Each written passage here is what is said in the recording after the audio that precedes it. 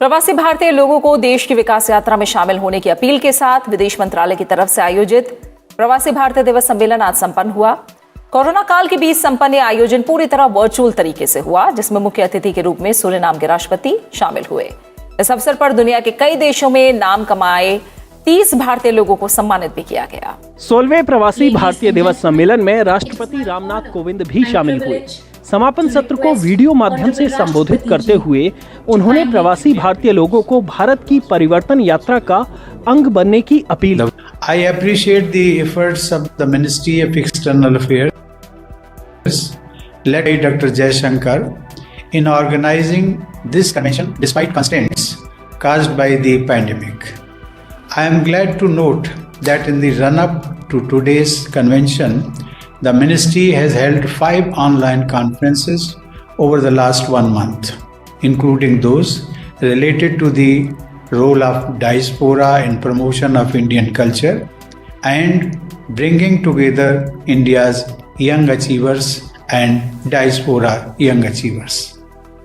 Earlier today, the 2 plenary sessions were devoted to role of diaspora in Atmanirbhar Bharat and facing post-COVID challenges. Each one of the themes relates to the high impact areas in the context of India's growing stature in the eyes of the world. I am confident that the ideas that have emerged in the deliberations during these conferences and today's convention will guide us in engaging the diaspora in new and constructive ways. 4 सत्रों में दिन भर चले इस प्रवासी भारतीय सम्मेलन के मुख्य अतिथि रहे सूरीनाम के राष्ट्रपति चंद्रिका प्रसाद संतोखी। भारत के प्रति अपने लगाव को दर्शाने के लिए उन्होंने भोजपुरी में अपने भाषण की शुरुआत की। भैया और बहनें लोगन, हमार ओर से आप लोगों का राम जोहार पहुँचे। का हाल बा? हमारे देश सूरीनाम के ओर से आप सब लोगों को इस 16वां प्रवासी दिवस पर हृदय से अभिनंदन प्रस्तुत करीला। प्रवासी भारतीय दिवस का आयोजन विदेश मंत्रालय के नेतृत्व में किया जाता है। विदेश मंत्री डॉक्टर एस जयशंकर ने प्रवासी भारतीय लोगों के योगदान और उनसे जुड़ने के लिए सरकार के प्रयासों का जिक्र किया। प्रवासी भारतीय पर प्रवासी भारतीय सम्मान अवार्ड की घोषणा की गई।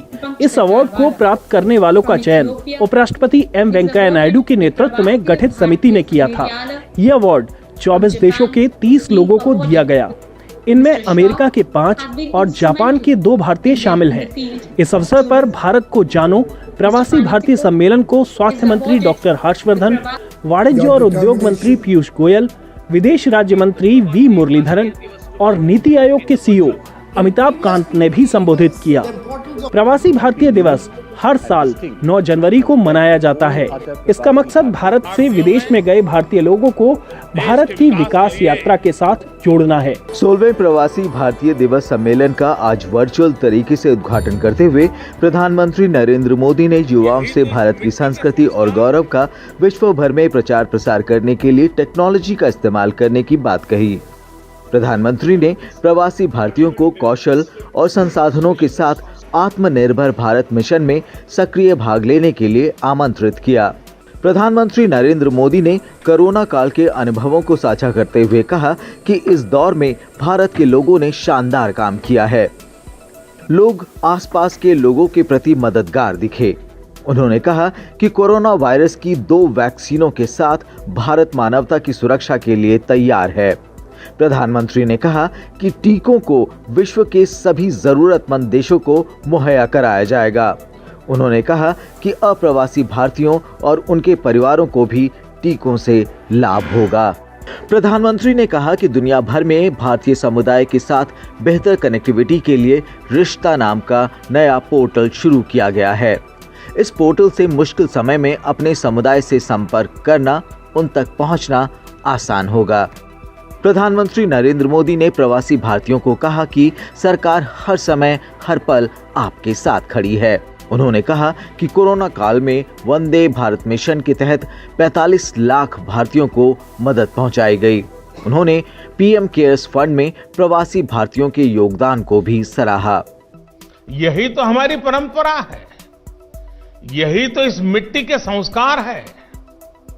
इस जगह से सोशल और पॉलिटिकल लीडरशिप के लिए दुनिया भर में भारतीय मूल के साथियों पर भरोसा और मजबूत हो रहा है।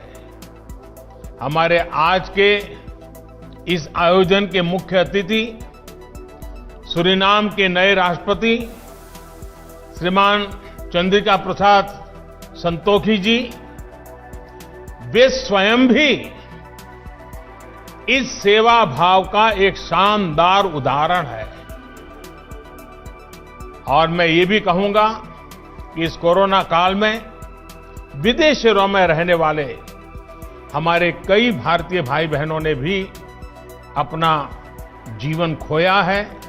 मेरी उनके प्रति संवेदना है और उनके परिवारजनों के प्रति भी मैं परमात्मा बहुत शक्ति दे, ये प्रार्थना करता हूं।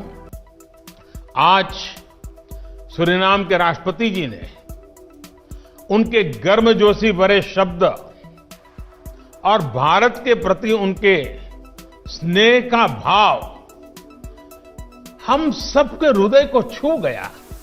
उनके एक शब्द में, हर एक भाव में भारत के प्रति का जो उनका अहोभाव था वो प्रवाहित हो रहा था, प्रकट हो रहा था और हमें प्रेरित कर रहा था। उनकी तरह मैं भी आशा करता हूं कि हम शीघ्र ही मिलेंगे और हमें भारत में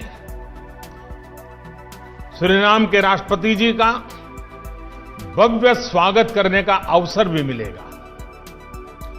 बीते वर्ष में प्रवासी भारतीयों ने हर क्षेत्र में अपनी पहचान को और मजबूत किया है।